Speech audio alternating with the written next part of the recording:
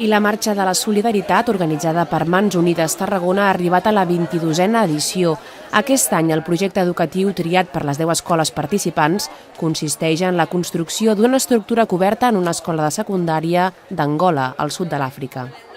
700 alumnes de secundària de Tarragona han participat aquest dimecres 3 de febrer en la Marxa de la Solidaritat, una activitat que porta molts anys de recorregut i que s'emmarca en la campanya anual d'aquesta ONG, en la lluita contra la fam i la pobresa que aquest any porta per lema «Planta-li la cara a la fam, sembra».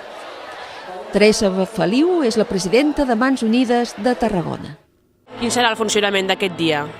Avui tenim previst aquí una introducció on cada escola prepara un manifest de diferents valors, solidaritat, es parla de diferents temes i després d'aquí anem cap a boscos, ells caminen cap a boscos on fem una aturada per esmorzar i després arribem al Llorito on hi ha el dinar i la zona, diguéssim, d'actes que ells han preparat. Han preparat danses, han preparat cançons, han preparat juntament amb el mossèn Joan Àguila, que és el que ens anima els cants i la música. I després ja s'acaben de llegir els manifestos i es baixa fins a la plaça de la Font, on una de les escoles llegeix el projecte i es dona per clausurar l'acte.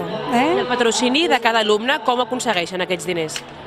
Ells per cada quilòmetre recorregut busquen un sponsor, doncs entre familiars, amics, inclús companys, on recaptaran 20 cèntims per quilòmetre, mig euro, €1, el que sigui.